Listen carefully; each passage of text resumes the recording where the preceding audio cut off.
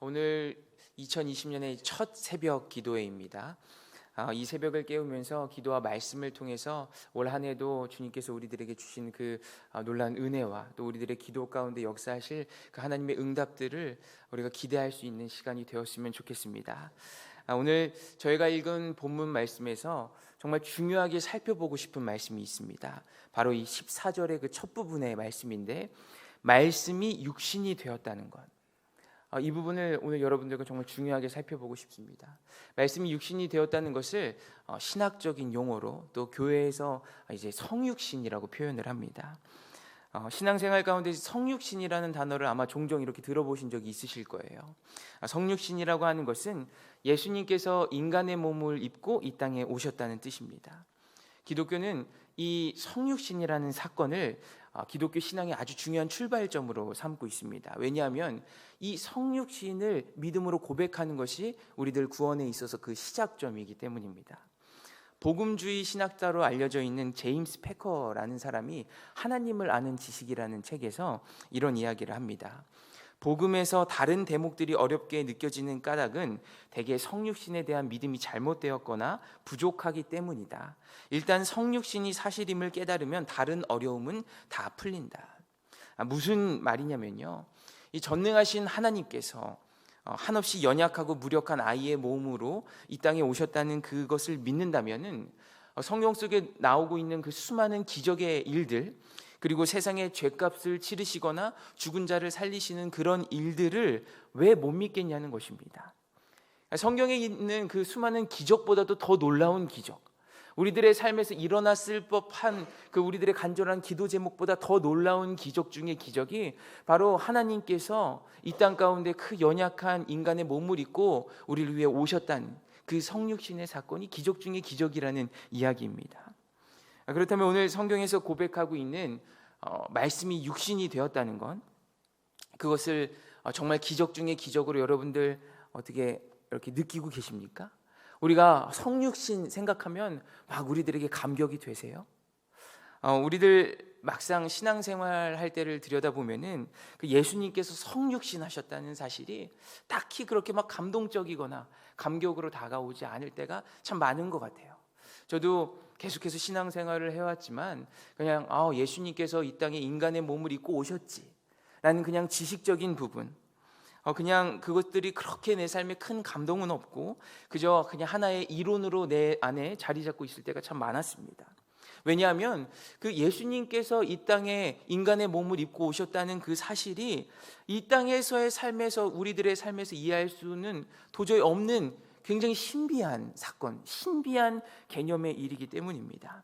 죄된 본성을 가지고 있는 우리들로서는 사실은 도저히 이해할 수가 없는 일이기 때문입니다.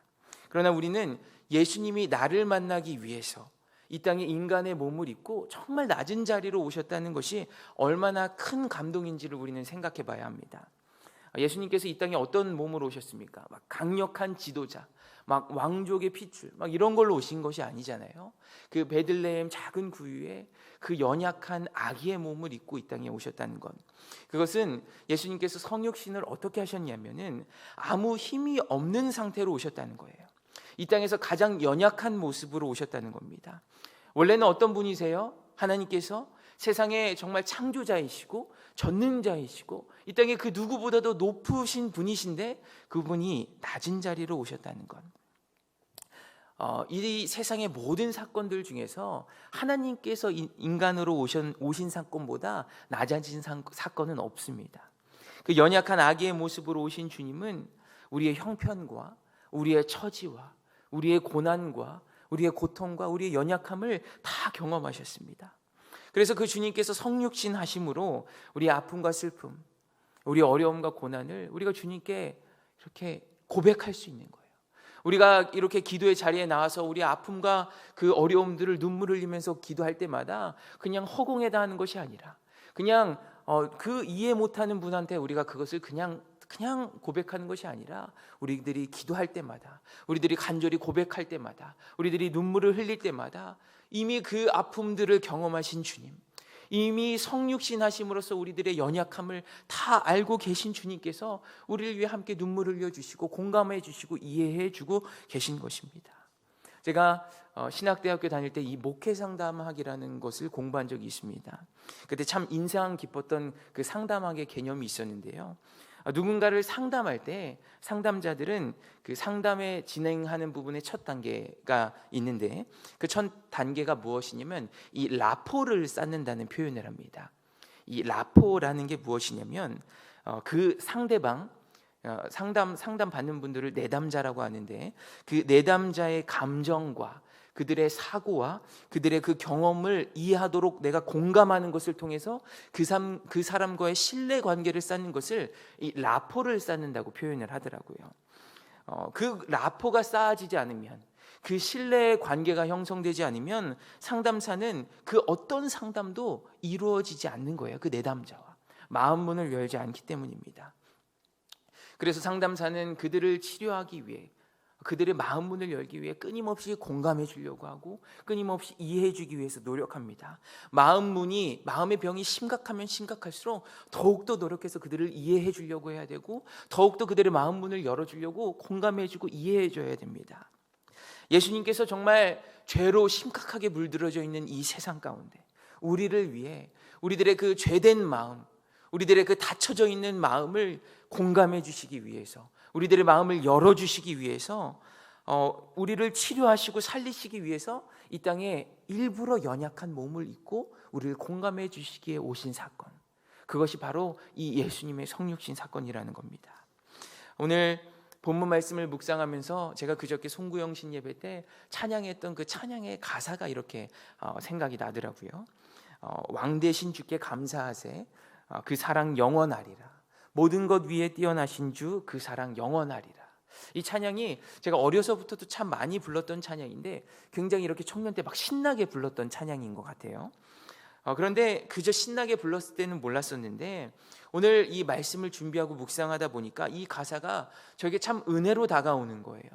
왜 은혜가 되었냐면은 이 성육신, 그 세상의 원리로는 도저히 이해가 되지 않는 사건이 이해가 되기 시작했기 때문입니다. 찬양의 가사처럼 정말 왕이신 주님이신데 왜 이 땅에 그 연약한 몸을 입고 나를 위해 오셨을까? 모든 것 위에 뛰어나신 주님이신 게 분명하신데 왜 그렇게 연약하고 힘든 모습으로 십자가를 지기 위해 이 땅에 오셨을까? 왜 주님이 그 모든 것을 다 포기하시면서 오늘 이 1장 요한복음 1장 14절의 고백처럼 왜 말씀이 육신이 되어서 우리 가운데 오셨던 것일까? 제가 생각해 보게 된 거예요.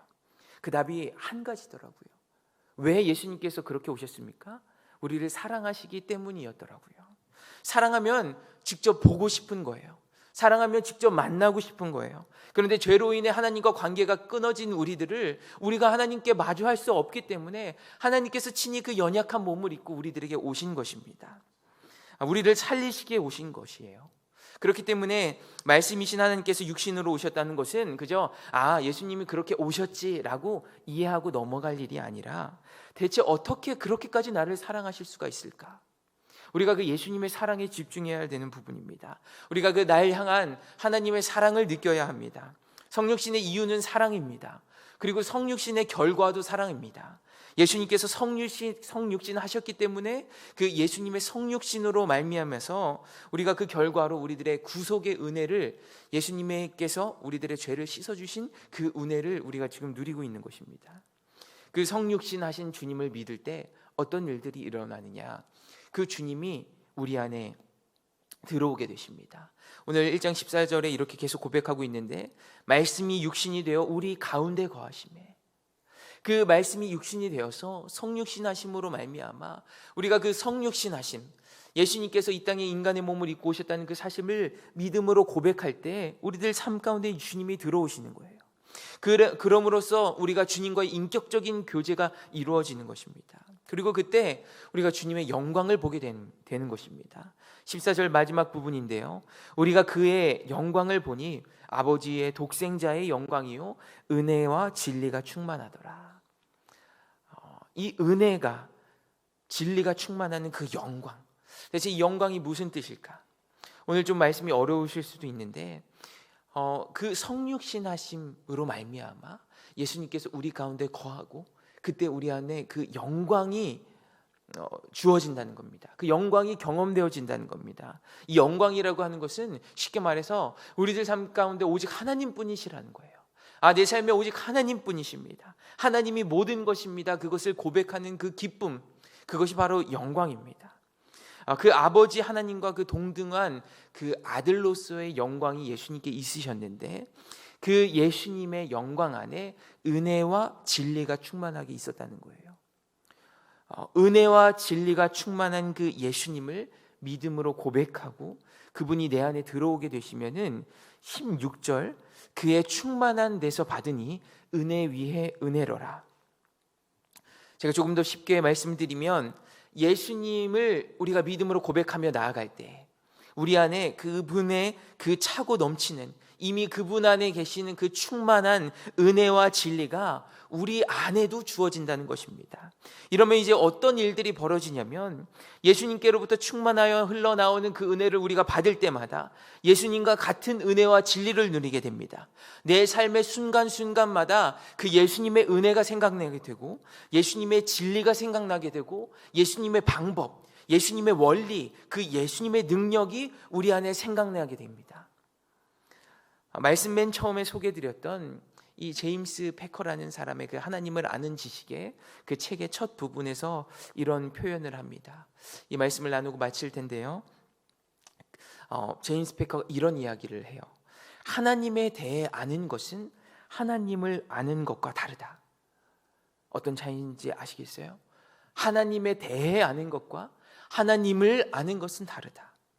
지금까지 예수님의 그 성육신 사건, 말씀이 육신이 되셔서 내 안에 거하시고 나를 공감하시기 위해서, 나와 그 신뢰의 관계를 쌓으시기 위해서 이 땅에 연약한 몸을 입고 오셨다는 그것이 그냥 한 지식으로 있는 것, 그렇지, 예수님은 그냥 그런 분이시지라고 아는 것과, 그 예수님이 정말 내 안에 거하셔서 그 예수님으로부터 충만하여서 흘러넘치는 그 은혜 위에 은혜를 우리가 경험하며 사는 것은 다르다는 이야기입니다. 오늘 이 새벽 가운데 우리들이 정말 한 가지 꼭 붙들고 나아가야 할 것은, 그 예수님의 성육신의 은혜가 그냥 한 가지 지식, 예수님은 그런 분이시주로 끝나야 되는 것이 아니라, 그 날 위에 연약한 몸으로 이 땅 가운데 오신 그 예수님을 내 안에 믿음으로 고백하며 나아갈 때, 그 예수님과 내가 인격적으로 교제하며 나아갈 때 예수님 안에 있는 그 은혜와 진리, 그 충만함 가운데 흘러넘치는 은혜가 우리 삶 가운데도 경험되어져야 된다는 것입니다. 여러분들, 그것을 붙들며 나아갔으면 좋겠습니다. 그래서 나를 정말 너무나도 사랑하셔서 나를 위해 모든 것을 다 포기하시고 말씀으로 육신이 되었다는 사실이 오늘 하루를 믿음으로 살아가는 우리들의 삶에 있어서 정말 큰 힘과 은혜가 되기를 주님의 이름으로 간절히 소망합니다.